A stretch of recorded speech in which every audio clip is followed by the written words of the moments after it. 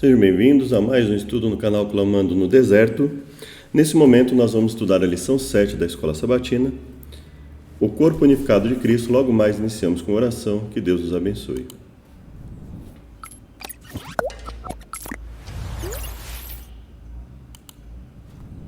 Obrigado, Deus, por tudo que nos tem concedido. Nos abençoe no estudo da Tua Palavra. Perdoe-nos por nossos pecados cometidos. Tenha misericórdia de cada um de nós. Nos fortaleça na nossa busca de comunhão contigo. Imploramos em nome de Jesus. Amém. A lição começa, então, com o verso para memorizar que diz: E Ele mesmo, Deus, no caso, concedeu uns para apóstolos, outros para profetas, outros para evangelistas, outros para pastores e mestres, com vistas ao aperfeiçoamento dos santos para o desempenho do seu serviço, para a edificação do corpo de Cristo. Então, por aqui nós podemos tirar algumas conclusões, né? Ter algumas linhas de pensamento. Bom, primeiro ponto, essa separação em funções, né? Então ele dá dons, Deus concede dons às pessoas e, em virtude desses dons concedidos, ele requer de nós que nós trabalhemos, né? Então, quando ele fala apóstolos, profetas, evangelistas, pastores, mestres, isso é para quê? Isso é para o trabalho em prol da igreja, no ensino, nos conselhos, na repreensão, advertência, elogios, motivações, trabalho prático, no evangelismo. Então ele fala aperfeiçoamento dos santos para o desempenho do seu serviço, para a edificação do corpo de Cristo. Então, para que haja edificação do corpo de Cristo, é necessário que nós usemos os nossos dons com vistas ao trabalho do ensino para a igreja, porque apóstolos, profetas, evangelistas, pastores, mestres, todos esses são funções ligadas ao ensino. Eles são ligados ao ensino, não é? Os apóstolos, por exemplo, nós temos aí ligados à administração da igreja, não é? E delegação de funções. Então eles auxiliavam na administração por exemplo, daqueles que passavam necessidades, e aí eles delegaram esse serviço para os diáconos, no momento em que houve aquele episódio ali, em que houve uma certa disputa entre as mães, né, as mulheres gentílicas e não gentílicas, e aí eles fizeram essa delegação, essa divisão, e no histórico do livro de Atos, por exemplo, nós vemos que todas as decisões, eles se reuniam para tomar decisões, principalmente quando as decisões eram mais difíceis, e geralmente a votação era unânime. O que significava que a votação era unânime? Que dado o embasamento para a decisão, principalmente o embasamento bíblico, não havia motivo para não se aceitar aquela decisão, porque ela tinha um embasamento para ser tomada, né? Então, a escolha de Matias, né, foi apresentado um embasamento ali para a escolha de Matias.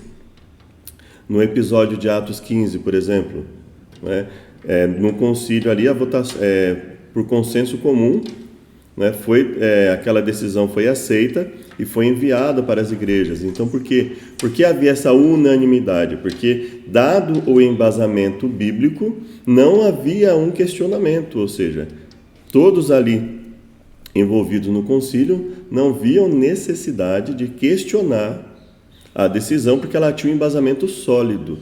Então, veja que esse aperfeiçoamento, esse corpo unificado de Cristo, ele é unificado nas Escrituras e sujeito a ela, não é? E todos tendo uma função definida, que é o segundo ponto, todos tendo uma função definida, eles têm o quê? Todos têm uma importância e, portanto, há uma necessidade do trabalho dedicado, né?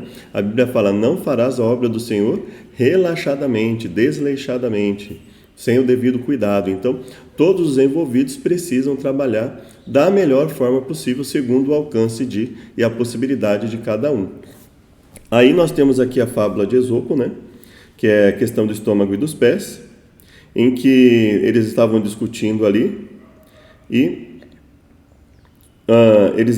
o estômago chegou a um ponto de dizer para eles: meus amigos, se eu não lhes fornecesse alimento, vocês não seriam capazes de carregar nada. O que ele está dizendo? O seguinte: olha, todos temos nossa importância, não é? Então, se existem os órgãos que fazem o seu trabalho, é porque existem os órgãos que fornecem condições desses órgãos fazer o seu trabalho. Então, o que ele está dizendo é: todos têm a sua importância, todos os que trabalham ali têm a sua importância, né, para o desenvolvimento do corpo. Então, na igreja, todos têm a sua importância, todos têm a sua necessidade, mas isso revela um outro ponto. Todos possuem, há uma necessidade de todos nós trabalharmos em prol da igreja, quando eu falo em prol da igreja, em prol do trabalho de Deus, né? Todos trabalharem em prol do trabalho de Deus, e com isso a igreja, ela cresce, ela se desenvolve espiritualmente, ainda que não numericamente, né? Então, existe um outro ponto, o crescimento da igreja é o crescimento com vistas ao aperfeiçoamento, quando ele fala aperfeiçoamento dos santos para o desempenho do seu serviço, do serviço de Deus, para a edificação do corpo de Cristo. Então, aqui o foco não é necessariamente, ainda que possa haver, obviamente, crescimento numérico, não é? Com a pregação, com o desenvolvimento do evangelismo, mas o foco aqui não é necessariamente o crescimento numérico, mas o crescimento espiritual daqueles que fazem parte da igreja. E com esse crescimento espiritual, há aí uma possibilidade de sermos um testemunho vivo para aqueles que estão lá fora, né? Então existe a necessidade do evangelismo interno. Aliás, o evangelismo interno, ele é o mais difícil de ser feito e ele é o mais importante. Por que ele é o mais importante? Porque ele é que vai fortalecer as pessoas para que elas possam sair e evangelizar e assim conceder a oportunidade às outras pessoas. Se não houver um evangelismo interno na igreja, em que sentido? Se não houver o fortalecimento espiritual da igreja, se não houver estudos, pregações, mensagens, trabalhos que fortaleçam aqueles que fazem parte da igreja, eles se enfraquecem e, consequentemente, o evangelismo vai ser prejudicado, porque eles não vão ter condições bíblicas ou eles não vão ter condições bíblicas de fazer o trabalho e, consequentemente, o evangelismo vai ser prejudicado. Quando eles forem evangelizar, eles não vão ter embasamento bíblico suficiente para mostrar o conteúdo da palavra de Deus às pessoas, e o próprio testemunho deles poderá ser prejudicado, porque eles não vão saber como agir diante das situações práticas da vida, pois não terem um embasamento bíblico para saber como decidir em determinados momentos da vida, e isso acaba prejudicando. Você já deve ter ouvido falar que muitas empresas, obviamente a igreja não é uma empresa, não estou querendo, mas só para mostrar para vocês a questão do trabalho, né? Muitas empresas, elas perceberam que, mais do que alcançar clientes, elas precisam trabalhar para fidelizar os clientes. O que significa isso? Não basta fornecer um bom trabalho para alcançar um cliente e depois deixá-lo lá de lado. Agora que ele já é um cliente, vou deixá-lo de lado, né? E, obviamente, a igreja, ela tem um foco diferente, ela tem prioridades diferentes, mas não adianta alcançar uma pessoa para ela se batizar, por exemplo, e depois deixá-la ali na igreja de lado, parada, ali só sentado no banco, observando ouvindo a mensagem. Não, é preciso buscar maneiras de envolver as pessoas no trabalho da igreja, né? Nos trabalhos em geral, né? Com todos os departamentos ali envolvidos, na questão da música, na questão do evangelismo, na questão do trabalho estrutural da igreja e assim sucessivamente. É importante que nós tenhamos isso em mente, não é? Paulo usou o corpo para demonstrar um ponto de vista espiritual. Para ele, o corpo humano, a igreja, como o corpo de Cristo, é composto de várias partes com habilidades diferentes. Cristo é a cabeça que supre as necessidades de pessoas, que o supre de pessoas talentosas que ajudam a unificar esse corpo, com cada parte, cada membro da igreja. Até foi colocado aqui entre aspas, né? Eu nem diria entre aspas, né? São talentosas mesmo, né? Talentosas no sentido de que Deus concede a essas pessoas talentos, habilidades, né? Que precisam ser convertidos em trabalho para a igreja. Esses dons precisam ser bem utilizados para o trabalho da igreja, né? A metáfora, paulina de um corpo saudável, unificado, nos ajuda a entender o objetivo de Deus, sermos parte de uma igreja frutífera e unida em Cristo. A lição de domingo: como Paulo encorajou os crentes a nutrir a unidade na igreja. São 16 versos, nós vamos comentar eles aqui, né? Mas antes disso, vamos ler os comentários que a lição faz, né? Paulo iniciou a segunda metade de Efésios, capítulos 4 a 6, com um chamado comovente à unidade, com duas partes principais. Primeiro, pediu aos crentes que alimentassem a unidade do Espírito.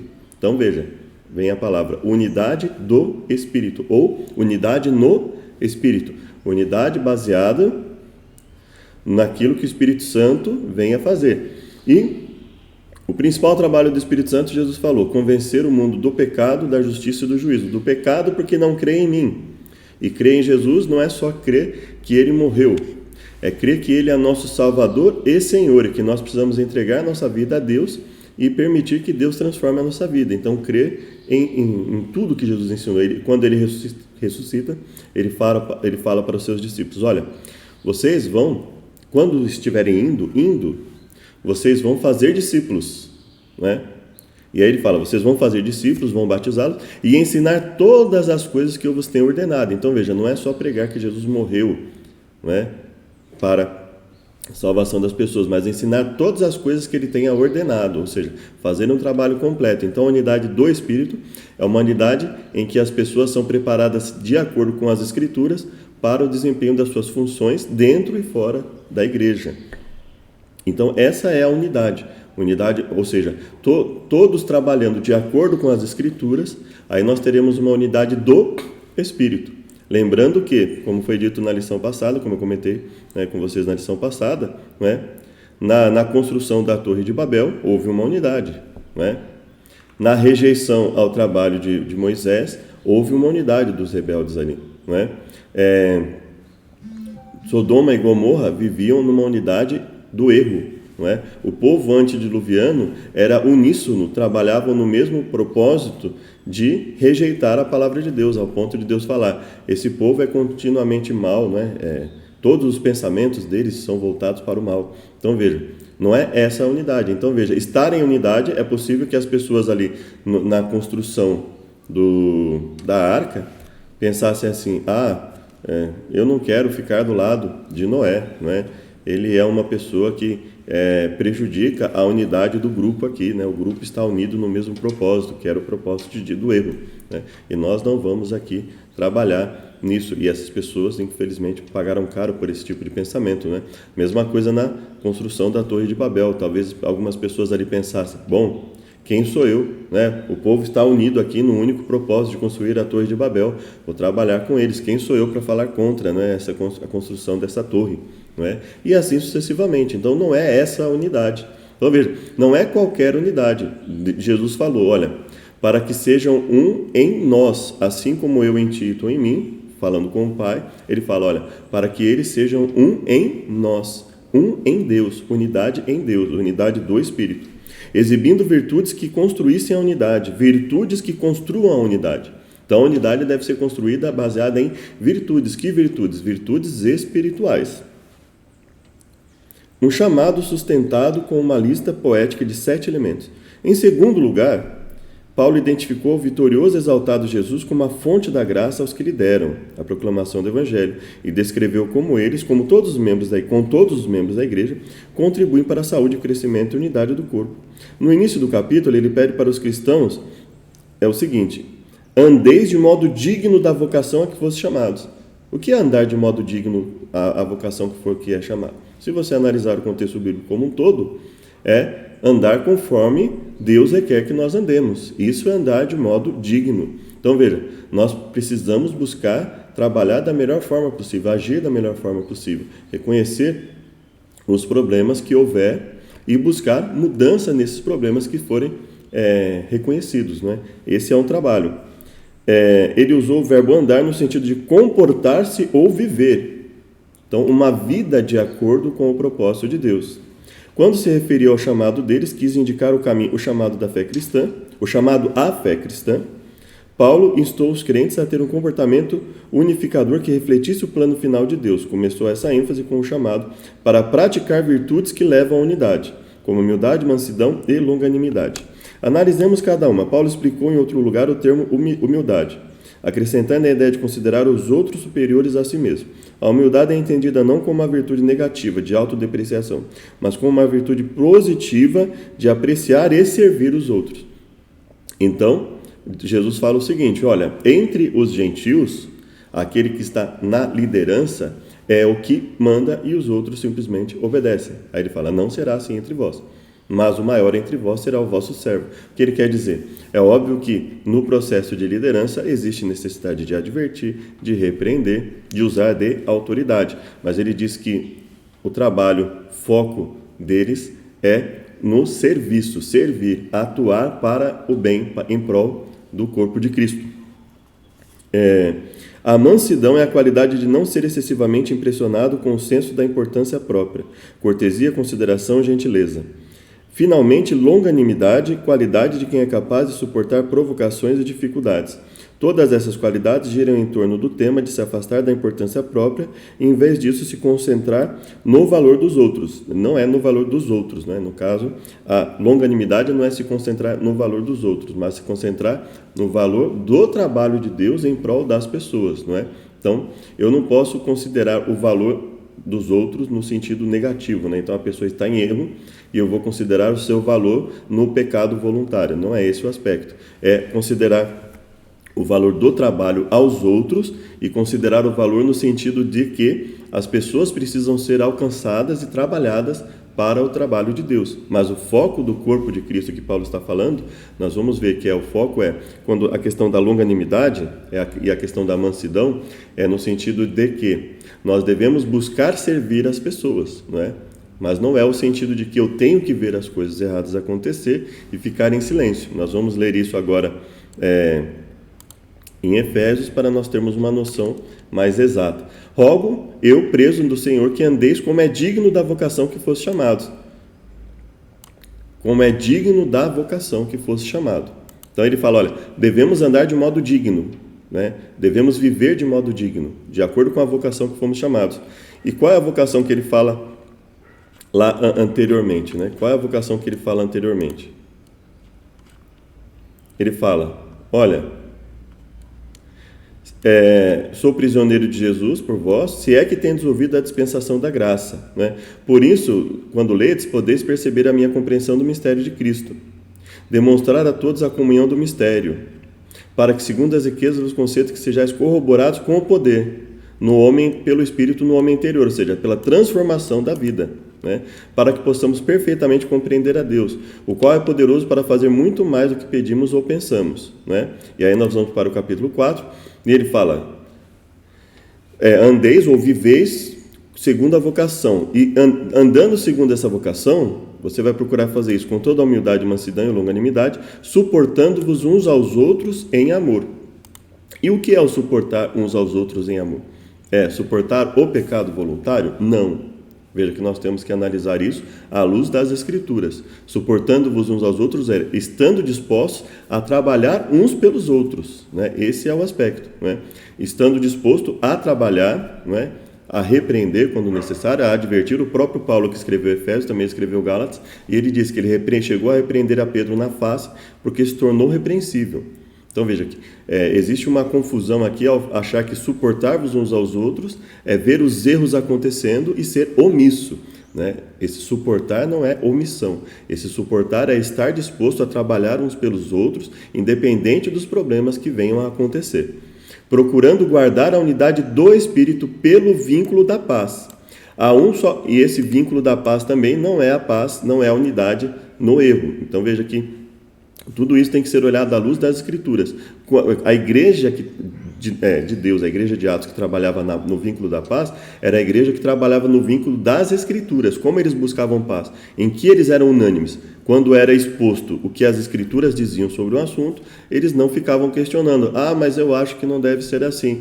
Mas eu acho que a igreja, por ser falha, a igreja não deve ser cobrada nesse sentido. Não, eles sempre eram unânimes no sentido de andar conforme as Escrituras e fazer a vontade de Deus. Qual é a vontade de Deus? Que se escolha um substituto no apostolado? Então é isso que vamos fazer. Qual é a vontade de Deus? Que orientemos os gentios a inicialmente trabalharem dessa forma, conforme Atos 15? É assim que vamos fazer. Qual é a vontade de Deus? Que nos afastemos do erro? É assim que vamos fazer. Esse é o vínculo da paz. É a paz focada nas Escrituras e não na vontade humana. Então assim, eu estou vendo o erro na igreja, então, para todo mundo ficar em paz eu vou deixar isso acontecer? Não. Então, a unidade do Espírito pelo vínculo da paz. Então, o vínculo da paz no povo de Deus é o vínculo nas Escrituras, quando é manifestado qual é a vontade de Deus, que Deus, olha, isso é o que Deus quer, isso é o que Deus não quer. A igreja vai e unanimemente procura dizer, olha, se é isso que Deus quer, é isso que nós vamos fazer. Há um só corpo e um só Espírito, como também foste chamados a uma só esperança da vossa vocação. Um só Espírito, portanto, a unidade deve estar focada na palavra, e o Espírito vai nos orientar nisso. Um só Senhor, uma só fé, um só batismo, um só Deus e Pai de todos, o qual é sobre todos, por todos, em todos nós. Mas a graça foi dada a cada um de nós segundo a medida do dom de Cristo. Por isso diz, subindo ao alto, levou o cativo o cativeiro e deu dons aos homens. Dons para o trabalho. Então, ele fala de dar dons e logo depois ele vai falar que ele constituiu uns para apóstolos, profetas, evangelistas. Então, ele fala, ele constituiu dons para que esses dons sejam trabalhados para o aperfeiçoamento dos santos. Então, ele fala o seguinte, olha, ora isto, ele subiu, o que é isso que ele subiu? O que é? Senão que também antes tinha descido às partes mais baixas da terra.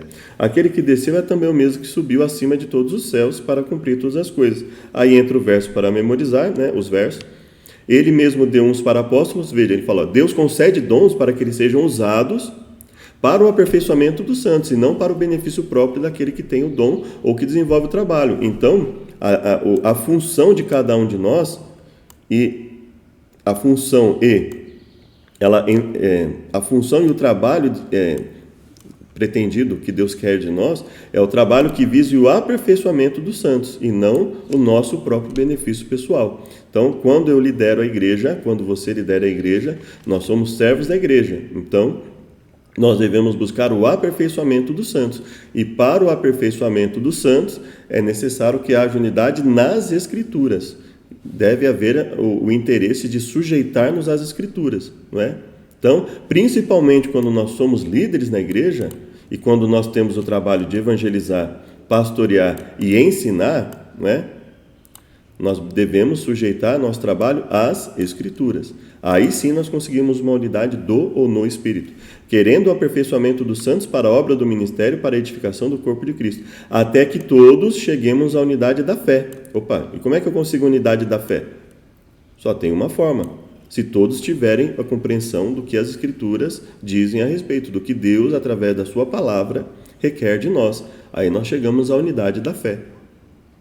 Não há unidade da fé se quando eu vou e digo, olha, as Escrituras requerem isso de nós. Ah, mas eu acho que não precisa ser necessariamente assim. Ah, mas eu acho que isso é julgar. Ah, mas eu isso... Então, veja, aí eu não tenho unidade na fé. Aí eu tenho o mesmo que aconteceu lá com Moisés, o mesmo que aconteceu com Jeremias, o mesmo que aconteceu com Jesus ao pregar, com os apóstolos. Eles falavam, olha, é isso que Deus requer de nós. Ah, mas eu acho que não precisa ser assim. Ah, mas eu acho que a gente tem que aceitar se a igreja não estiver fazendo tal trabalho, porque ela não é perfeita, porque ela não é isso, porque ela não é esse o propósito que Paulo está colocando aqui, né? Ele fala, unidade na fé e ao conhecimento de Deus, a homem perfeito, completo, à medida da estatura completa de Cristo. Então veja, o que é ser homem completo, ser humano perfeito, completo, à medida da estatura completa de Cristo? Ele fala, para que não sejamos mais como meninos inconstantes, levados em roda por todo o vento de doutrina, pelo engano dos homens que com astúcia enganam fraudulosamente. Então ele fala, olha, ser completo à medida da estatura completa de Cristo é não ser levado por todo o vento de doutrina, ou seja, é ter uma definição do que as Escrituras ensinam e fazer exatamente aquilo que as Escrituras determinam, para não ser levado por todo e qualquer vento de doutrina ao todo. Ou seja, toda e qualquer fala que, aparentemente de acordo com as Escrituras, mas de uma forma deturpada, prejudique o andamento da vontade de Deus para os seres humanos, para as pessoas. Então veja, não tem como pregar a unidade do corpo de Cristo, não tem como pregar a unidade do Espírito sem uma unidade no conhecimento das Escrituras. Então nós temos que fazer as coisas não no nosso achismo. Ah, mas eu acho isso, ah, mas eu acho aquilo. Isso não deveria, infelizmente existe muita gente que toma decisões na igreja baseado no achismo. Ah, eu acho que deveria ser assim. Ah, mas tudo bem, mas eu acho que não precisa ser assim. Então, isso não pode existir, né? Nós temos que ter, olha, assim diz o Senhor, então é assim que nós vamos agir, né? Essa deve ser a unidade. E aí, não sendo como meninos e como pessoas, crianças inconstantes, aí ele fala, antes seguindo a verdade em amor. Amando a verdade, seguindo a verdade em amor, amando a verdade de Deus, amando aquilo que Deus requer de nós, mesmo quando isso requer algum sacrifício pessoal da nossa parte, por renegarmos o nosso eu. Do qual todo o corpo bem ajustado e ligado pelo auxílio de todas as juntas, segundo a justa operação de cada parte, justa operação de cada parte. O que é a justa operação de cada parte? É cada um trabalhar conforme Deus requer que trabalhe. Né? Seja nos cargos de liderança, seja fora dos cargos de liderança, que cada parte faça uma justa operação, ou seja, trabalhe conforme a vontade de Deus. E digo isso e testifico no Senhor, para que não andeis mais como andam também os outros gentios, na vaidade da sua mente, entenebrecidos no entendimento, separados da vida de Deus pela ignorância que há eles, pela dureza do seu coração, os quais, havendo perdido todo sentimento, se entregam à dissolução, para com avidez cometerem toda a impureza. Mas vós não aprendestes assim a Cristo, se é que tendes ouvido e nele fossem ensinados, como está a verdade em vós. Quanto ao trato passado, vos despojeis do velho homem, que se corrompem pelas concupiscências do engano, e vos renoveis no espírito da vossa mente, e vos revistais do novo homem. Então veja, o texto é muito evidente no sentido de que, olha, para que haja verdadeira unidade, nós temos que nos despojar do velho ser humano, nos revestir do novo ser humano, de acordo com as Escrituras, e buscando agir conforme as Escrituras, e não de forma inconstante, por todo o vento de doutrina, por todo e qualquer oba-oba que aconteça na igreja, que venha a ser, porque, olha, vamos fazer esse tipo de evangelismo para fazer esse trabalho. Não, mas espera aí, está de acordo com as Escrituras? Porque a igreja está agindo assim, mas nós vamos deixar, porque senão vai acontecer isso. Não, mas vem cá, mas é assim que Deus quer que nós hajamos? Veja, o foco, o vínculo aqui são as Escrituras. Unidade na paz. Então, qual é a verdadeira humildade? Qual é a verdadeira mansidão?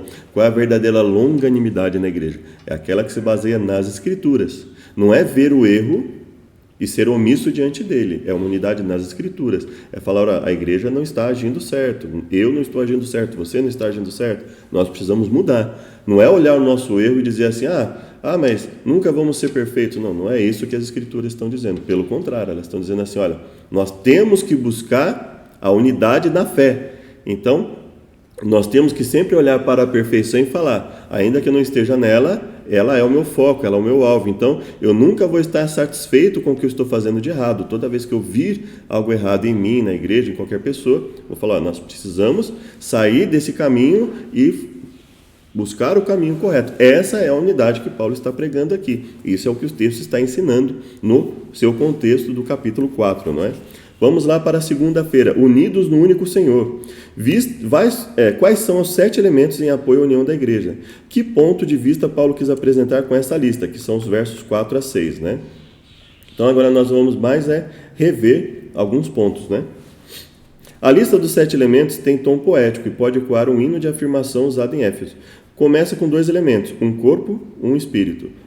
E o terceiro, uma só esperança para a qual vocês foram chamados. Depois, um só Senhor, uma só fé, um só batismo, antes de concluir com uma descrição estendida de um só Deus e Pai de todos, o qual é sobre todos, age por meio de todos, né? Então, quando ele fala um só Senhor, se referindo a Cristo e um só Deus e Pai de todos, ou seja, que a palavra de Deus nas Escrituras e a palavra de Deus manifestada em Cristo possa e também com o auxílio do Espírito Santo, nós mantemos uma unidade na fé, que é a unidade nas Escrituras. Não tem como ter uma unidade na fé se cada um achar que pode ensinar conforme a sua vontade. Mas eu entendo isso. Mas eu entendo aquilo. Tá, mas o que a Escritura está dizendo? É preciso que haja uma só fé. Para que haja uma só fé, não pode ter uma pessoa na igreja, por exemplo, que diga assim, olha, eu acho que o sábado é o dia de Deus. A outra fala, não, eu acho que domingo é o dia de Deus. A outra, não, eu acho que segunda é o dia... lógico que todos os dias são dias de Deus, né? Mas vamos dizer no sentido mais específico. Eu acho que o sábado é o dia que Deus estabeleceu para o descanso. Que nós devemos deixar as coisas seculares, nosso trabalho secular, e focar no trabalho de Deus. Não, o outro, eu acho que esse dia é o domingo, o outro, eu acho que esse dia é segunda, o outro, eu acho que não tem dia nenhum, a gente não precisa fazer isso, a gente pode continuar trabalhar o nosso trabalho secular todos os dias. Isso é unidade na fé? Evidentemente não. Então, esse termo que foi criado, unidade na diversidade, nós devemos olhar para ele com muita cautela. Que diversidade nós estamos falando? Uma coisa é falar da diversidade dos dons, a diversidade das formas de trabalho para Deus.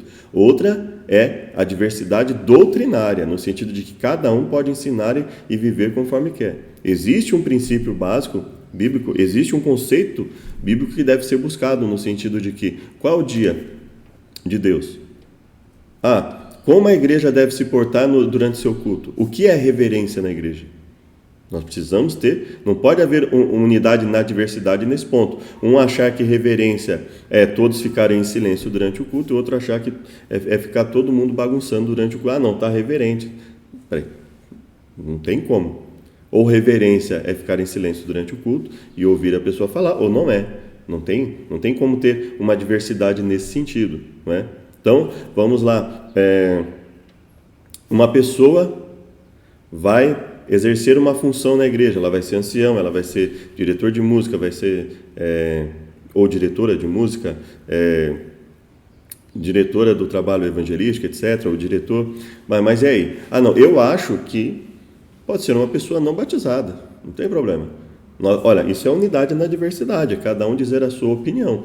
No que diz respeito a ensino, a igreja não é lugar para esse tipo de diversidade. No que diz respeito a ensino, é preciso que se sente e se chegue a uma conclusão. Peraí, colocar pessoas não batizadas para exercer função de liderança na igreja? Não pode. Se a Bíblia diz que nem sequer um neófito, uma pessoa recém-batizada, não pode exercer, por exemplo, uma pessoa não pode ser presbítero, que é um cargo que exerce administração na igreja, ela não pode ser um neófito. E aí, bom, se nem um neófito não pode ser, o que é um neófito? É uma pessoa que ela não conhece as Escrituras, não conhece a palavra, acabou de conhecer a palavra e é um recém-batizado. Então, esse é um neófito, um recém-convertido, uma pessoa que, nesse sentido, ela passou a conhecer as Escrituras há pouco tempo. Então, ela não pode, por quê? Porque ela não tem domínio escriturístico para liderar, ela não sabe como agir.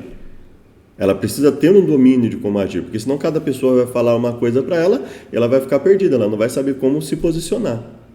Então é preciso que haja o domínio nesse sentido. Então não é esse tipo de unidade, não é esse tipo de diversidade. Existe uma diversidade de dons, existe uma diversidade de trabalhos, mas o procedimento para analisar se o trabalho está sendo bem feito ou não é sempre o mesmo, as Escrituras. E deve haver aí, conforme a Bíblia nos ensina, uma unidade na fé. Ou seja, é preciso que haja um critério bem definido para estabelecer o que as Escrituras dizem a aquele respeito e como devemos agir. O que Paulo comunicou por meio dessa descrição poética, o que Paulo comunicou é uma pergunta, né? Por meio dessa descrição poética de Deus o Pai, visto que é o Pai de todos, Deus é o Criador. O restante da frase descreve como, uma vez que o mundo está criado, o Senhor se relaciona com todas as coisas. Paulo não pregou heresias do panteísmo, nem do panenteísmo, porém ele proclamou a transcendência, o governo atuante e a imanência de Deus. Observe duas ideias sobre a unidade da igreja. Primeira, é um fato espiritual, enraizado nesses 7 elementos. Segunda, requer zelo para nutri-la e cultivá-la. No entanto, sejam quais forem as falhas, devemos nos alegrar na obra de Deus de unificar a igreja em Cristo, regozijando-nos na realidade teológica da unidade de Cristo. Fazer isso nos capacitará a voltar ao trabalho árduo de avançar em direção à conquista desses objetivos. Bom, sejam quais forem as falhas, devemos nos alegrar? Não, né? Então, existem momentos que nós devemos nos entristecer, dependendo de qual for a falha, né? Se for uma falha abandonada, aí sim, seja qual for a falha, nós devemos nos alegrar. Mas se for uma falha não abandonada, aí nós não devemos nos alegrar nisso, né? Nós devemos nos ocupar em alertar, olha, isso está prejudicando fortemente o trabalho da igreja, né? E não nos alegrar nisso, não nos regozijar independente da falha nesse sentido, né? Então, aqui, nós podemos, independente de qual for a falha, desde que haja disposição em abandonar essa falha, aí nós devemos nos regozijar, né? Então, para não dar a impressão de que, independente do que tiver acontecido, se for uma falha abandonada ou não, eu devo me regozijar? Não, né? Se for uma falha que insistentemente não queira se abandonar, né? Eu não tenho no que, né, no regozijar nesse trabalho, nessa falha não abandonada, né? Mas, obviamente, nós vamos nos regozijar no Senhor de que, apesar daquela falha, nós permanecemos firmes em Deus e, se a falha estiver conosco, dispostos a abandonar, e se a falha estiver naqueles que estão fazendo a falha e não abandonando, alertá-los para que esse trabalho possa ser bem feito, não é? Então essa é a unidade. E aí nós vamos aqui reler rapidamente aqui: há um só corpo, um só Espírito, uma só esperança da vocação, um só Senhor, fé, batismo, Deus Pai de todos, que é sobre todos, mas a graça foi dada a cada um de nós segundo a medida do dom de Cristo. Ou seja, Deus concedeu a cada um uma medida segundo o dom de Cristo. Ou seja, Deus concede a cada um de nós dons para o trabalho na sua obra, né? No seu naquilo que Deus desempenha para cada um de nós, né? O Cristo exaltado, doador dos dons. E a graça foi concedida a cada um de nós segundo a medida do dom de Cristo. Por isso diz: quando ele subiu às alturas, levou o cativo o cativeiro e concedeu dons aos homens. Ora, o que quer dizer ele subiu, senão que também havia descido? Aquele que desceu é também o mesmo que subiu acima de todos os céus para encher todas as coisas. O que Paulo descreveu nessa passagem e qual era o objetivo? Paulo citou o Salmo 68:18, que diz: subiste às alturas, levaste cativo o cativeiro, recebeste homens por dádivas, até mesmo rebeldes. O que significa que ele recebeu homens por dádivas, até mesmo rebeldes? Que Deus se alegrou com a rebeldia? Não, né? Então, se for o recebimento no trabalho de Deus, os que eram rebeldes e se converteram, né? Havia também a questão numa guerra, os rebeldes serem presos, né? Por exemplo, né? Se você olhar na Bíblia, por exemplo, se você vai olhar lá na história de Noé, Moisés, quando ele desceu e as pessoas estavam ali com o bezerro de ouro, você vai ver ali o resultado da rebeldia, né? Então, Deus não recebe os rebeldes para mantê-los na rebeldia. Então, não é esse o sentido do texto, né? Então, nós precisamos analisar esse texto dentro do seu contexto. Não significa que Deus receba com alegria o rebelde que queira permanecer na rebeldia, né? Então, existe a questão de receber os rebeldes, por exemplo, como um despojo de uma guerra em que ele é preso, ele e ela preso, ou no sentido de um rebelde que se arrepende e, portanto, deixa de ser rebelde, né? Esse texto retrata o Senhor, Yahweh, ou Yahvé, como um general conquistador que, tendo conquistado seus inimigos, subiu o monte em que sua capital está construída, com os cativos de batalha em sua comitiva. Ele então recebeu homenagens, dádivas de seus inimigos conquistados. Observe que Paulo ajusta essa metáfora ao Cristo exaltado que concedeu dons com base no contexto mais amplo do Salmo. Então veja, quando os inimigos conquistados rendiam glória, rendiam um louvor a alguém que conquistava, eles reconheciam que iam ter aquele ser como seu Senhor. Então veja, quando os inimigos rendiam glória, mesmo quando eram obrigados a isso, eles reconheciam que não iriam se rebelar diante daquela situação, né? Então esse é o ponto que nós devemos entender aqui, essa metáfora de Paulo, né? Se seguirmos a ordem do Salmo, a subida, a ascensão de Cristo ocorre primeiro, seguida pela descida em que Jesus, ressuscitado e exaltado, concede dons. Essa foi a maneira pela qual Paulo retratou o derramamento pentecostal. Nós podemos até dizer que assim, Cristo que veio à Terra, viveu, né, e morreu por nós, depois que ele desceu, ele subiu, porque ele fala assim: quem é o que subiu, senão aquele que desceu? Então, quer dizer, primeiro Jesus vem até nós, pelo seu exemplo, pelo seu trabalho, pela sua morte e ressurreição, ele nos auxilia, depois ele vai e se torna o nosso sumo sacerdote, né? Que é esse processo de subida, e posteriormente vem o Espírito Santo e continua esse trabalho, não é? Cristo subiu às alturas, levando o cativo o cativeiro, concedeu dons aos homens. Após a ascensão de Cristo, quando o Espírito desceu segundo fora prometido, como um vento veemente e impetuoso, enchendo todo o aposento em que seus discípulos estavam reunidos, qual foram os resultados? Milhares se converteram num só dia. E esses milhares que se converteram num só dia, é preciso lembrar que a Bíblia já falava que eles estavam predispostos a aceitar, né? Lá em Atos 2, a Bíblia fala que pessoas tementes a Deus ali, que foram até ali, né? Quando nós vamos aqui em Atos, por exemplo, né? Vou colocar aqui, Atos 2, veja só.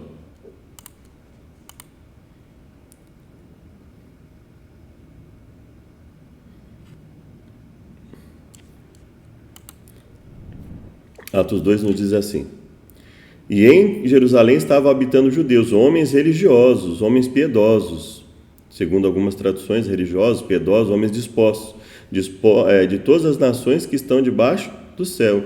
Quando aquilo som ocorreu, ajuntou-se uma multidão e estava confusa, porque cada um os ouvia na sua própria língua. Então, aí houve um grupo aqui no verso 7 e 8, né? Que comentam aqui, que ficaram admirados com aquilo, né? E todos se maravilhavam. Então, havia um grupo ali realmente piedoso, que se maravilhou com isso e enxergou isso como um sinal de Deus, e um grupo que zombou, dizendo, estão cheios de moços, estão ali embriagados, né? Ou seja, não importa o quanto o trabalho tenha a validade escriturística, sempre vão haver aquelas pessoas que vão falar, isso aí para mim não quer dizer nada, esse sinal para mim não quer dizer nada. Então veja, sempre existirão pessoas que, mesmo quando você demonstra o poder de Deus, a palavra de Deus ali sendo manifestada, a pessoa vai rejeitar, né? Infelizmente existem essas pessoas, mas existem também aqueles que, vendo, vão se maravilhar e ver nisso um motivo para glorificar a Deus, não é? Então, aqui ele fala na questão de que ele subiu, né? E aí ele fala o seguinte, olha só, vamos colocar aqui. Por isso diz, subindo ao alto, levou o cativo o cativeiro e deu dons aos homens. Ora, isto, ele subiu, que é, senão que também antes tinha descido. Então, a questão aqui, ele não está abordando uma descida que veio depois. Ele está abordando uma descida que veio antes descido a partes mais baixas. Então, assim, ele está falando, ó, quem é este que subiu, senão o próprio Cristo que veio aqui, que desceu a esse mundo, que trabalhou por nós, que fez todo esse processo. Então, veja, quando a Ellen White diz que Cristo subiu às alturas, ele subiu, ou seja, ele estava onde? Aqui, né? Cristo subiu após a ascensão de Cristo, então ela está falando da ascensão de Cristo. Então, Cristo, depois de ter feito seu trabalho aqui nesse mundo, uma vida de acordo com a vontade de Deus, ensinos para o nosso benefício, uma morte e uma ressurreição para o cumprimento do propósito da redenção, então, depois que ele fez tudo isso, ele ascendeu aos céus. Então, quem é esse que subiu, senão aquele que desceu? E depois que ele ascende aos céus, o Espírito Santo desce. Então, veja, ele desce, faz o trabalho, depois ele sobe e manda o Espírito Santo. Então, é um trabalho contínuo, né? É um trabalho contínuo que Deus faz conosco, não é? E aí, nós temos essas milhares de conversões de quem? De todos? Não, daqueles que já estavam dispostos a aceitar a Deus, aqueles que ouviram a palavra, aceitaram alegremente e se dispuseram a se converter, né? Houve aqueles também que não aceitaram, que rejeitaram, né? Uma quantidade até considerável de pessoas que rejeitou também aquilo. Então, sempre há aqueles que aceitam e aqueles que rejeitam, né?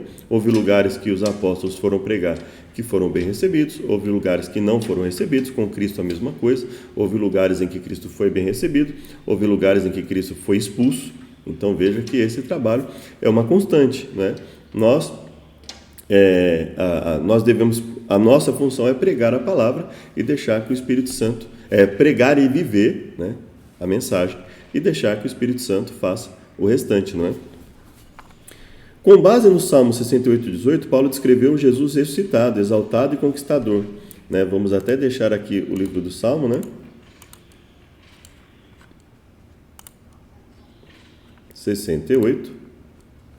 Então ele diz o seguinte: Paulo descreveu o conquistador do alto, concede dons ao seu povo. Que dons o Jesus exaltado concedeu e para que propósito? Nós lemos lá também, né? Paulo identificou 4 grupos de pessoas talentosas como parte do tesouro que Jesus concedeu à igreja. E por que talentosas? Talentosas porque Deus concede dons a essas pessoas, né? E existem pessoas que usam seus talentos para o mundo e outras que usam o seu talento para Deus, né? Então, existem muitas pessoas com muitos talentos, né? Aliás, e que usam para... Então, inclusive esses dias eu estava conversando com minhas filhas a respeito da questão de música, né? E aí elas me perguntaram sobre um grupo que cantou. E aí eu falei, olha, em termos de voz, que elas viram cantar, né? Eu falei, em termos de voz, eles são muito talentosos. Mas louvor não é só voz, não é só cantar bonito. Louvor é você confirmar que você exalta a Deus por tudo que Ele é, por tudo que Ele faz na nossa vida. Então, É diferente das pessoas lá fora, em que nós vemos a pessoa cantar bem e pronto, não. É quando nós vamos cantar, ou seja, o nosso vestuário, o nosso comportamento, e não só a nossa voz, né? Então, louvar é diferente de simplesmente cantar, né? Louvar a Deus é engrandecê-lo em toda a nossa vida. Tudo que nós fazemos são atos de louvor a Deus. E o louvor através da música não é só o cantar, né? Então, não adianta, por exemplo, a letra falar de Deus e a melodia não. Ou a letra e a melodia falarem de Deus, mas o nosso comportamento não. Nosso vestuário não falar de Deus. A nossa forma de agir durante o culto na igreja, durante a nossa vida fora da igreja, durante o nosso trabalho, durante a necessidade do nosso engajamento no trabalho de Deus. Então, tudo isso são momentos em que nós demonstramos realmente o nosso louvor a Deus. Louvor, a nossa vida deve ser uma vida de constante louvor a Deus, né? Louvor não é só o ato de cantar, não é? Mas, e aí eu falei para elas, então, muitas pessoas que você vai ver no YouTube ou na igreja, ou seja, onde for, elas têm uma voz maravilhosa, elas cantam muito bem, elas têm técnica vocal, né? Mas, às vezes você vai olhar para todo o conjunto ali e Deus não está ali, né? Então, a gente percebe que não basta ter a técnica vocal, não basta ter o domínio da voz, né? É preciso que, realmente, quando nós estamos ali na frente, o conjunto, e nesse caso, quando estamos ali na frente da igreja, por exemplo, ou quando vamos cantar para uma gravação para o YouTube, o nosso vestuário fale, né? Nosso rosto, como está o nosso rosto, né? Como está a nossa vestimenta, né? Está adequada, né? Está uma vestimenta de acordo com a vontade de Deus, né? É uma vestimenta sensualizada, é uma vestimenta que está mais preocupada em seguir os ditames da moda do que fazer a vontade de Deus, né? Então, como nós estamos ali, é um conjunto que está ali, né? E não só a voz. E a mesma coisa ela vale para todos os outros trabalhos que vamos fazer para Deus, né? Então, o louvor a Deus é muito mais do que uma determinada habilidade, né? Então, talvez o autor, nesse ponto que ele descreva, né, 4 grupos de pessoas talentosas, né? O talento verdadeiro, ele só vai ter valor no sentido espiritual quando nós realmente usarmos para Deus, né? E o nosso conjunto, a nossa atitude em conjunto, venha exaltar a Deus verdadeiramente ali, né? Cristo concedeu esses dons para a realização de uma obra importante, o aperfeiçoamento dos santos, para o desempenho do seu serviço, para a edificação do corpo de Cristo, até que todos cheguemos à unidade da fé e do pleno conhecimento do Filho de Deus, ao estado de pessoa madura, né, à medida da estatura da plenitude de Cristo. Esse último ponto teve especial importância para os primeiros adventistas, que refletiram sobre os dons espirituais de Ellen White. A Bíblia valida a atuação do dom de profecia na igreja apenas na época dos apóstolos, ou esse dom continuará até o retorno de Cristo? Os antigos adventistas encontraram a resposta em Efésios 4:13 e a compartilharam por meio de uma história sobre um capitão de um navio que estava determinado a seguir as instruções dadas para uma viagem. Quando o navio se aproximou do porto, o capitão descobriu que as instruções informavam que um piloto viria a bordo para ajudar a guiar a embarcação. Para permanecer fiel às instruções originais, ele deveria permitir que o piloto embarcasse e obedecer às orientações adicionais oferecidas. Quem então acata o que diz o livro de instruções original? Aqueles que rejeitam o piloto ou aqueles que o recebem conforme lhes instrui o livro? Julguem vocês. Uri Smith. Devemos ter cuidado a identificar pastores, mestres e evangelistas, pois consideramos essas posições no nosso contexto. Pelo que sabemos, na época de Paulo, esses eram líderes leigos que serviriam às igrejas lares. E quando dizem leigos, não é pessoas que não têm domínio algum das escrituras, né? Então, esse aspecto líderes leigos são líderes que têm o mínimo de domínio das escrituras, né? Tanto que quando você vai ver lá um episódio sobre o batismo, em que as pessoas sequer sabiam que existia o Espírito Santo, eles vão lá, ensinam essas pessoas e elas acabam se rebatizando, né? Inclusive, né? No aspecto ali, principalmente do batismo no Espírito Santo ali, a concessão de habilidades, etc., né? Então vamos lá, Efésios 4, de 11 a 13. E ele mesmo deu uns para apóstolos, outros para profetas, outros para evangelistas, outros para pastores e doutores. Veja, todo esse contexto aqui, veja, Apóstolos. Qual é a condição para ser apóstolo? Lá em Atos 1, a Bíblia nos diz qual é a condição para ser apóstolo. Vamos lá. A condição para ser um apóstolo.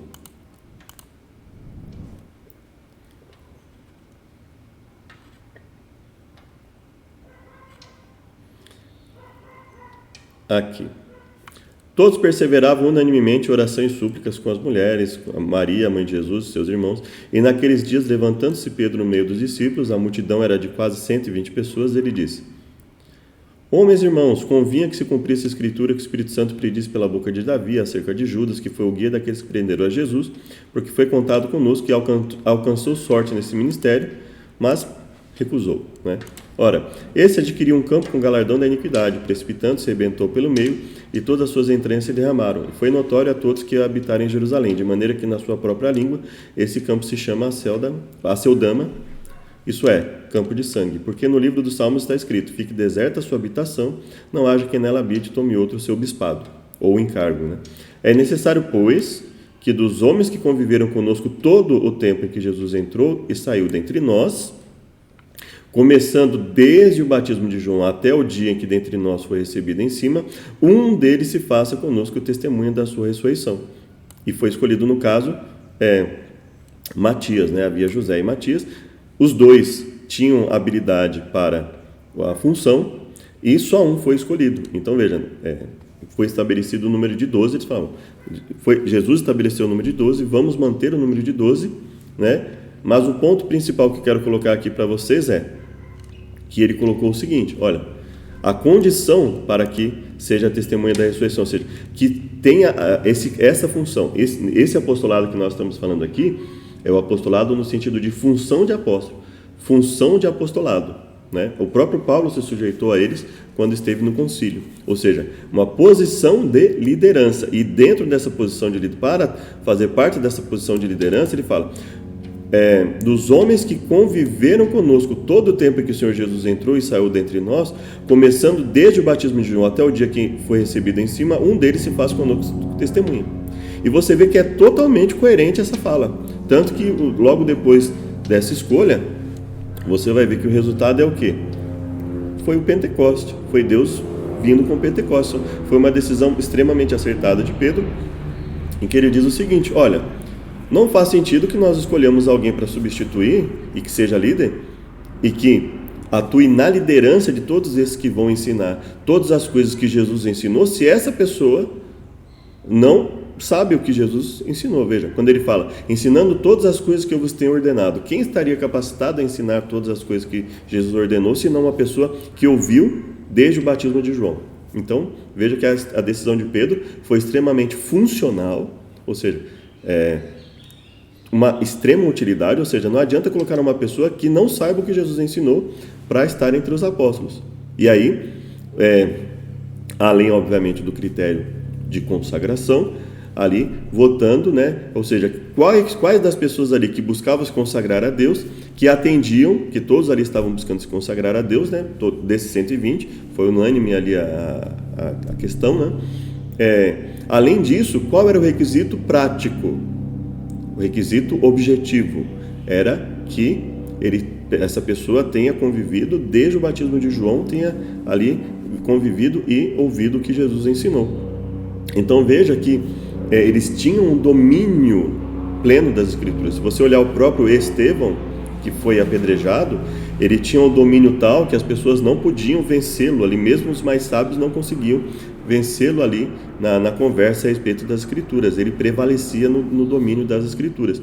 Então, hoje o ministério leigo, entre aspas, né, que nós temos, são ministérios de pessoas que não são formalmente pastores, por exemplo, que não são formalmente diretores de alguma coisa, mas que trabalham tendo o dom concedido de Deus, trabalham tendo, dentre outras coisas, o domínio das Escrituras. Como é que você vai trabalhar, como é que você vai traçar uma estratégia de evangelismo sem o domínio das Escrituras? O que eu vou ensinar? O que vai conter nos estudos, não é? Quais são os procedimentos? O que nós vamos fazer quando formos evangelizar essas pessoas? Como nós vamos estabelecer os estudos? Né? Então, para tudo isso é necessário que haja o domínio do que vai ser transmitido, o domínio das Escrituras. Não é? Então, veja que o conceito de leigo aqui não é de ignorante a respeito do assunto, mas o conceito de leigo que, assim como o leigos, nós, por exemplo, que não temos uma função pré-definida, que nós não somos pastores ordenados, por exemplo, e somos um ministério leigo, entre aspas, na igreja, não é? Aí nós lemos ali, né, 4 de 11 a 13, não é? Querendo o aperfeiçoamento dos santos, veja que eu falei aqui dos apóstolos, né, o requisito para ser apóstolo no sentido de função de apostolado, principalmente, profetas, os profetas de Deus, o que eles recebiam? Revelações constantes de Deus, que os orientavam ao que falar, como agir, né? Então, tudo dentro da palavra de Deus, de acordo com a palavra. E evangelistas, a mesma coisa. Pastores, a mesma coisa. Doutores, a mesma coisa. Veja que todos eles têm um vínculo muito grande, não só com a consagração da vida, mas também o requisito objetivo de conhecer as Escrituras para saber o que vai ser ensinado. Querendo o aperfeiçoamento dos santos. Então, como é que eu vou buscar o aperfeiçoamento dos santos? Pela teoria e pela prática, de acordo com as Escrituras. Até que todos cheguemos à unidade da fé e ao conhecimento do Filho de Deus. Né? Então, para buscar alcançar essa unidade da fé e ao conhecimento do Filho de Deus, nós precisamos estar bem amparados dentro das Escrituras. Agora nós vamos, então, para o crescendo em Cristo. Que perigo ameaça a maturidade cristã da igreja? Efésios 4,14. Para que não sejamos meninos inconstantes, pessoas, crianças inconstantes, levadas em roda por todo vento de doutrina, por todo ensino que vem a aparecer aí sem base escriturística alguma, sermos levados por isso, pelo engano de homens, de pessoas que com astúcia enganam fraudulosamente. Então, esse é o grande perigo, não é? Paulo percebia um ambiente parecido com o nosso, em que várias ideias, como qualquer vento de doutrina, esquemas enganadores, são lançadas sobre os crentes. Ele usou 3 conjuntos de metáforas para descrever os perigos da teologia imprevisível: imaturidade da infância para os que não sejamos como crianças, perigo em alto mar, arrastados pelas ondas e levados de um lado para outro por qualquer vento de doutrina. E 3, ser enganados por pessoas ardiosas que, como jogadores, praticam truques. Paulo usou a palavra grega kubeia, jogo de dados, de forma figurada para indicar astúcia ou truque. Paulo acreditava que a divisão é uma marca importante do erro. O que nutre e faz o corpo crescer e o ajuda a se manter unido é bom, ao passo que aquilo que esgota e divide é mau. Ao passar do ensino divisor para o ensino dos mestres provados e confiáveis, então veja, quais são os mestres provados e confiáveis? São os mestres que agem conforme as Escrituras, não é? Então, o que é um ensino divisor? O ensino divisor é o ensino que foge do conceito das Escrituras. E o que é um ensino unificador? É o ensino que nos unifica nas Escrituras. Esse é o único critério de unidade e divisão que a Bíblia permite, né? Qualquer outro conceito de unidade e divisão, fora disso, ele não é apoiado pela palavra de Deus, porque a unidade nas Escrituras e a divisão em relação ao que as Escrituras ensinam. Então, enquanto eu estou ensinando de acordo com as Escrituras, esse ensino é unificador. Quando eu ensino fora das Escrituras, ainda que a maioria aceite, esse é um ensino divisor. Então, o ensino unificador, ele não é unificador porque toda a igreja aceita, não é? E ele não é um ensino divisor porque a igreja rejeita. Ensino unificador é o que nos unifica nas Escrituras. Ensino divisor é o que nos divide escrituristicamente, o que nos afasta do conceito escriturístico, dando margem a todo vento de doutrina, que cada um coloque a sua mera opinião. Eu acho que deve ser assim, eu acho que deve ser assado, eu acho que melhor seria... Então, é claro que no contexto de uma conversa informal, você vai emitir opiniões.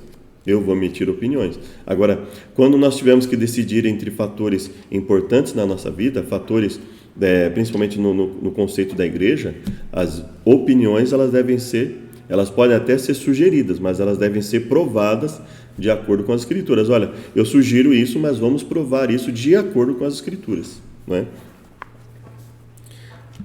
eles avançariam para a verdadeira maturidade cristã e desempenhariam papéis eficazes. Tanto é que, veja só, ele fala assim: para que não sejamos mais como pessoas inconstantes, levadas em roda por todo o vento de doutrina, pelo engano dos homens que com astúcia enganam fraudulosamente. Então, ou seja, nós não devemos ser como as pessoas que são enganadas, mesmo que elas sejam a maioria. Antes, seguindo a verdade em amor, cresçamos em tudo naquele que é a cabeça, Cristo. Ou seja, cresçamos em Cristo, do qual todo o corpo bem ajustado, caso esteja bem ajustado o corpo, porque se não estiver bem ajustado, e o que é estar bem ajustado? É de acordo com a doutrina de Cristo, e não toda e qualquer doutrina, vento de doutrina, ou seja, doutrinas fora das Escrituras. Isso não, quer dizer, então ele fala que um corpo ligado, um corpo que esteja ligado por vento de doutrina, por falsas doutrinas, por falsos ensinos, não é um corpo bem ajustado. Ele não está ligado pelo auxílio de todas as juntas, que é ligado em Cristo, segundo a justa operação de cada parte. Justa operação de cada parte, correta operação de cada parte. Então, se uma parte está atuando de forma incorreta, ainda que todas as outras aceitem, ela não está em uma justa operação. Então, ela não está colaborando para o corpo estar bem ajustado. E digo isso, testifico, para que não andeis mais como andam também os outros gentios, na vaidade de sua mente, entenebrecidos no entendimento, separados da vida de Deus pela ignorância que há neles. Então, veja, ele enfatiza constantemente que a ignorância ela deve ser recusada. A ignorância nos caminhos de Deus, né? O caminho de Deus deve ser conhecido, buscado por todos nós, para que não sejamos ignorantes a respeito da vontade de Deus nas Escrituras e sejamos levados por todo o vento de doutrina. Devemos evitar isso, não é? Então, veja, de que maneira uma igreja saudável funciona como um corpo saudável? Nós acabamos de ler, né? Como é que um corpo é saudável, né? Vamos ler o comentário aqui e depois nós comentamos a pergunta. Paulo defendeu a unidade da igreja e chamou os destinatários a promovê-las ativamente. Embora a unidade seja uma certeza teológica, ela requer trabalho árduo. Uma maneira de promovê-la é sendo parte ativa do corpo de Cristo. Fazemos parte desse corpo e devemos contribuir para a sua saúde e crescimento. Também precisamos nos beneficiar da obra dos apóstolos, profetas, evangelistas, pastores, mestres. Estes, como ligamentos, tendões e todas as juntas, têm função unificadora, ajudando-nos a crescer juntos em Cristo, que é o cabeça do corpo. Então vamos ver aqui. Olha só como ele constrói isso aqui, né? Ele diz o seguinte, ele fala que não devamos seguir qualquer vento de doutrina. Então, veja, a unidade ela só é válida se ela for uma unidade na verdade. Uma unidade na mentira, ela não é benéfica, ela não faz com que o corpo esteja bem ajustado. Pelo engano de homens que com astúcia enganam fraudulosamente, então não deve ser baseada em fraude. Seguindo a verdade em amor, então ela deve ser baseada na verdade. A unidade o corpo só está bem ajustado se ele seguir a verdade em amor e não a mentira, né? Seguir a mentira em amor não é um corpo bem ajustado, ainda que haja ali, ainda que as pessoas achem que estejam em amor, se elas estiverem em amor seguindo a mentira, então nem o amor será verdadeiro e nem a palavra que elas estiverem seguindo será verdadeira, né? Do qual todo o corpo bem ajustado, ligado pelo auxílio de todas as juntas, segundo a justa operação de cada parte, ou seja, tendo no fundamento dos apóstolos, profetas, mestres, doutores, evangelistas que falam de acordo com a vontade de Deus. Então veja, não é a função que garante o trabalho, é o trabalho que confirma a função. O que significa isso? Não é porque eu fui promovido a evangelista, a pastor, a mestre, que as pessoas simplesmente vão me olhar e falar, não, eu vou ouvir o que ele está dizendo porque ele é um mestre, porque ele é um doutor, porque ele é... Não, é a conformidade com as Escrituras. Então, ainda que eu seja revestido de alguma autoridade humana, sou um pastor, sou um doutor, sou um mestre, fui promovido a evangelista, tal, em qualquer igreja, né? Então, falando aqui para a igreja, para os cristãos de modo geral, né? Independente de onde eu esteja, ou de onde a pessoa esteja. Não é porque eu fui revestido humanamente de uma função que as pessoas têm que me ouvir, simplesmente. Primeiro elas têm que provar se o que eu estou falando está de acordo com as Escrituras. E aí sim, aceitar o que eu estou dizendo, né? Aí sim nós teremos um corpo bem ajustado, né? E aí ele fala, e digo isso, testifico, olha, ele insiste, não andeis como andam os gentios, na vaidade da sua mente. Ou seja, as Escrituras dizem uma coisa, mas eu não quero. É difícil seguir isso aí. Isso não me agrada, né? Mas eu sou imperfeito, então tem que me entender, eu estou fazendo erro, mas assim, eu não quero mudar, eu sou imperfeito mesmo, todo mundo é imperfeito. Então, ao invés de eu olhar para isso e falar, não, eu preciso mudar, eu digo assim, mas ninguém é perfeito, e justificar o meu erro, não posso fazer isso, né? A Bíblia diz, né, o seguinte, que aquele que tendo agido de acordo com a vontade de Deus, em algum momento, confiando na justiça já praticada, deixar de obedecer, aquilo não serve de nada para ele. Tudo aquilo que ele viveu de acordo com a vontade de Deus não serve para nada. Então, veja, nós não devemos olhar para nós e falar assim, eu sou imperfeito mesmo. Não, eu tenho que buscar servir a Deus, aprender cada vez mais da sua palavra e viver a sua palavra. E ele fala, entenebrecidos no entendimento, olha só. Então, o entendimento da pessoa está tão deturpado que a pessoa não consegue mais participar de forma justa na operação dela como parte do corpo de Cristo, e ela prejudica o bom ajustamento do corpo. Separados da vida de Deus pela ignorância que há neles, pela dureza do seu coração. Então, quando Paulo fala isso para essa pessoa, ele fala, os gentios, se referindo no caso, aqueles que não aceitam o evangelho, aos gentios que não aceitaram o evangelho, ele fala, os gentios que não aceitaram o evangelho, tudo bem que eles sejam assim, entenebrecidos no entendimento, vivendo na vaidade da sua mente, na dureza do coração, que perderam o sentimento, se entregaram à dissolução, para com avidez cometerem todo tipo de impureza. Mas ele fala assim, olha, mas vós não aprendeste assim em Cristo. Ele fala, mas de nós, isso não pode ser aceito no corpo de Cristo. Esse tipo de comportamento, impureza, dissolução, perda do sentimento de Deus, sentimento nas Escrituras, separados pela ignorância, a ignorância no que diz respeito à vontade de Deus na vida das pessoas, a dureza do coração, entenebrecido no entendimento, ele fala, isso não pode existir em nós. E aí ele fala, se é que tendes ouvido, ou seja, olha, se você realmente ouviu o que Deus tem a ensinar, o que Jesus fez por nós, se é que você valoriza isso, você não vai viver assim. Ele fala, quanto ao trato passado, vos despojeis do velho homem, deixa o homem antigo de lado, deixa a pessoa antiga de lado. Se você achava, e ele fala, vos renoveis no espírito da vossa mente, então ele fala, se você achava que tal forma de ensinar era correta e você viu que segundo as Escrituras ela é errada, abandone. Se você acha que tal comportamento na família, na igreja, em casa era correto e você viu que isso é errado, abandone. Se você achava que tal vestimenta era correta e viu que ela é errada, abandone. Ele fala, quando cada membro individualmente se despoja da velha pessoa e vive no entendimento de Deus, baseado nas Escrituras, e está disposto a trabalhar e permite que Deus o use, quando eu permito que Deus me use individualmente, e cada membro da igreja permite que Deus o use individualmente, que Deus a use individualmente, para fazer parte bem ajustada do corpo de Cristo, aí existe uma unidade do Espírito. Agora, quando existem pessoas que querem manter o velho homem, manter a velha pessoa viva, a forma que eu educo é errada, mas eu vou continuar educando assim. A forma que nós nos comportamos é errada, mas nós vamos continuar nos comportando assim. As decisões que tomamos foram erradas, mas vamos continuar decidindo assim. Essa pessoa não está colaborando na unidade. Mas e se a igreja inteira estiver agindo assim? Nós temos um corpo doente. Nós temos um corpo que não está bem ajustado. Então é preciso que haja um reavivamento e reforma.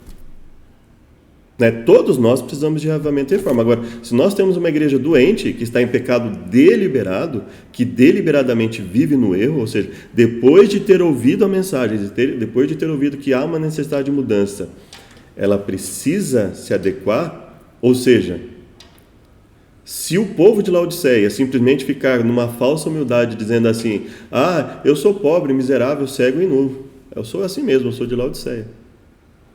Essa pessoa está se comportando como uma pessoa rebelde. Por quê? Vamos lá em Apocalipse e com isso nós encerramos essa parte e depois vamos para sexta-feira, né? Veja só o que Apocalipse nos diz, né? É muito importante isso aqui, né? Veja só.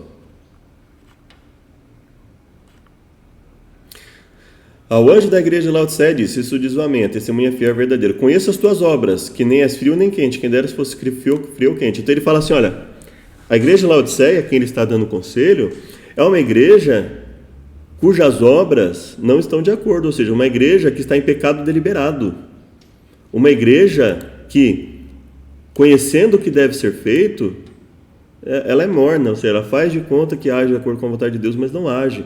Ele fala, quem dera fosse frio ou quente, você tem que te decidir, ou você segue a Deus ou você não segue, né? Veja, quando ele fala o critério para definir se é frio ou quente, ele fala que é de acordo com as obras, né? Aquelas pessoas lá que chegam até Jesus e falam assim, em teu nome não profetizei, não expulsei demônio, ele fala, apartai-vos de mim, vós que praticais a iniquidade, né? Ou seja, é uma pessoa assim que faz de conta, né, que aparentemente, quem está frio e olha para ela fala assim, nossa, que legal essa pessoa, olha, quem está frio ali pode até olhar para ela, e esse é o grande perigo do morno, né? Você olha para quem está morno e fala, que legal que se a pessoa está fria. Agora, quem está quente olha para ela e fala, misericórdia. Espero que nós não estejamos assim, né? Que Deus tenha misericórdia de mim e me ajude a ser quente, né? Constantemente. Ele fala assim, porque és morno e não és frio nem quente, vomitar-te-ei da minha boca. Como dizes, rico sou, enriquecido, nada tenho falta, e não sabes que é desgraçado, miserável, pobre, cego e nu. Por que Deus está falando isso? Porque a pessoa assim, vocês estão no erro, vocês estão vivendo em erro, pecado deliberado, e estão dizendo que são ricos, e sendo que é desgraçado, miserável, pobre, cego e nu. Mas ele fala isso para a igreja permanecer assim? Não, pelo contrário. Nenhuma das 7 igrejas ele fala isso. Seria absurdo pensar que ele fala isso para a igreja de Laodiceia, simplesmente para ela ficar falando assim, eu sou assim mesmo, sou pobre, miserável, cego, nu, então nós somos uma igreja assim, então, né, o que tem se a pessoa está em erro e não quer mudar? Qual é o problema? Né? Ficar falando para a igreja mudar? E ele fala, aconselho-te que de mim, compre ouro provado no fogo para que te enriqueça. Opa, se eu compro ouro refinado no fogo para me enriquecer, então eu não vou ser mais miserável. Olha só. Roupas brancas para que te vistas, então eu não vou ser mais nu. Não vou ser mais miserável, não vou ser mais pobre, não vou ser mais nu. E não apareça a vergonha da tua nudez, e que te unja os teus olhos, e que unja os teus olhos com colírios para que vejas. Opa! Então Deus está dizendo, olha, eu tenho a solução para você deixar de ser miserável, pobre, cego, nu e desgraçado. E isso envolve o quê? Mudar as nossas obras. Veja, ele começa dizendo o quê? Conheça as tuas obras. Pelas obras ele avaliou que a igreja de Laodiceia é morna, ele fala, mas não quer dizer que vocês precisam continuar a ser mornos. Pelo contrário. Eu repreendo e castigo a todos quantos amo. Sê, pois, zeloso e arrepende-te. Percebe? Eis que estou à porta. Sê zeloso de boas obras e arrepende-te. Esse é o conselho de Deus para nós. Aí nós temos a verdadeira unidade na igreja. A unidade do Espírito. Então veja, e aí eu digo para você, em qualquer igreja que você frequenta, caso você venha assistir esse vídeo, que não é porque todo mundo na igreja que você frequenta está fazendo algo, que aquilo é a unidade do Espírito. As pessoas podem estar unidas no erro. E se você percebe isso, você tem que alertar. Porque Ezequiel diz, nós somos atalaias. Deus diz através de Ezequiel, né? Olha, vocês são atalaias. A função de vocês, se vocês verem que algo está errado nas pessoas, é alertar. Porque aí a responsabilidade não vai recair sobre você, só sobre ela. Ou sobre elas. Então, unidade do Espírito é unidade na palavra. Então, nós devemos buscar a unidade a todo custo? Não, nós devemos buscar a unidade do Espírito, unidade na palavra, não em qualquer vento de doutrina, não aceitando todo e qualquer engano promovido em uma igreja, em um corpo, em um grupo, não. Isso não é promover a unidade. Aceitar o erro não é promover a unidade.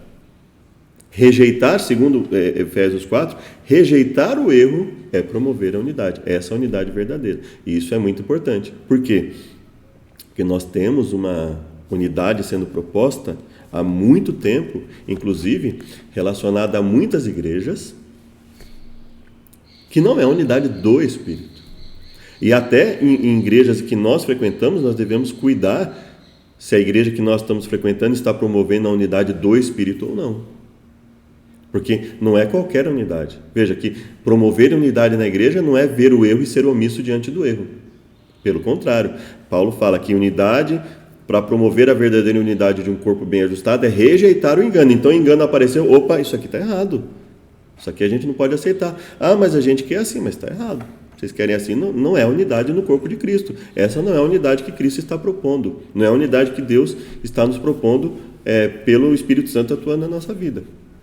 É a unidade em que nós nos despojamos do velho homem, da velha pessoa, passamos a ter uma vida de acordo com as Escrituras, uma vida renovada, de busca de comunhão com Deus, de obediência a Deus. Essa é a verdadeira unidade. Unidade que prega o erro, unidade, a busca da unidade das igrejas em pontos que não estão de acordo com as Escrituras, isso não é a unidade do Espírito. Então, se caso você estiver aí numa igreja que esteja promovendo a unidade das igrejas, que não esteja de acordo com a palavra de Deus, eu peço que você ore, que você peça orientação do Espírito Santo, né? E juntos vamos buscar aí a unidade do Espírito. Se precisar de algum auxílio, né? Nós temos aí o canal de WhatsApp, Telegram, temos aqui o YouTube, e vamos trabalhar juntos nisso, mas não permita que uma unidade no engano, na mentira, na obra fraudulenta, fora das Escrituras, seja promovida na sua igreja, né? Não permita isso, né? Trabalhe contra isso, se levante quando isso acontecer, porque não é essa unidade que Deus quer, não é a unidade a todo custo, independente da falha, não. Se a falha for doutrinária, se a falha forem pecados acariciados, pecados voluntários que as pessoas não querem abandonar, né? A nossa função como atalaias é alertar, né? E nós não estamos promovendo a divisão na igreja, pelo contrário, nós estamos promovendo a união do Espírito. Isso é o que nós devemos ter, né? E agora vamos para a lição de sexta-feira. 2 pontos nos ajudam a expandir nossos estudos de Efésios 7 a 10. Traduzindo Efésios 4, 9. Algumas traduções indicam que a descida ocorreu antes da subida, antes tinha descido. Outras traduzem e seguem o texto grego mais de perto, deixando em aberta a questão. Ora, quer dizer que subiu, senão que também havia descido até as regiões. Olha, vejo que não tem mudança, né? O que havia descido veja que ele fala do Cristo. Quem é o Cristo que subiu, senão o que também desceu, né? Ora, o que reconhece a ideia expressa na lição de que a ordem do Salmo deve ser seguida, com a exaltação de Cristo no céu, ocorrendo primeiro, seguindo a sua descida no Espírito. Veja que o próprio Paulo fala da questão de Cristo no sentido dos ensinos bíblicos. Então, assim, a ênfase de Efésios, Paulo não está se preocupando com esse aspecto, né? O que Paulo está abordando é o Cristo que nós seguimos. Toda pessoa que visse o livro de Efésios 4, o capítulo 4, fala, bom, o Cristo que subiu é o Cristo que veio aqui. Ela ia se identificar com o Cristo que desceu aqui, mesmo não tendo convivido com ele. Por quê? Porque ela estava recebendo os ensinos de Cristo, os ensinos que Cristo deixou, né? Todo aquele que é servo de Cristo, e o próprio Paulo, obviamente, que recebeu muita coisa por revelação, ele estava simplesmente reproduzindo os ensinos que Jesus deixou aqui, né? Os ensinos de Gênesis a Malaquias, aliados aos ensinos que Jesus deixou aqui, e que posteriormente foram condensados, alguns deles, nos evangelhos, né? E veja, então, não tem como uma pessoa pensar no Cristo que subiu sem evidentemente pensar nele descendo primeiramente, né? Para viver uma vida de santidade.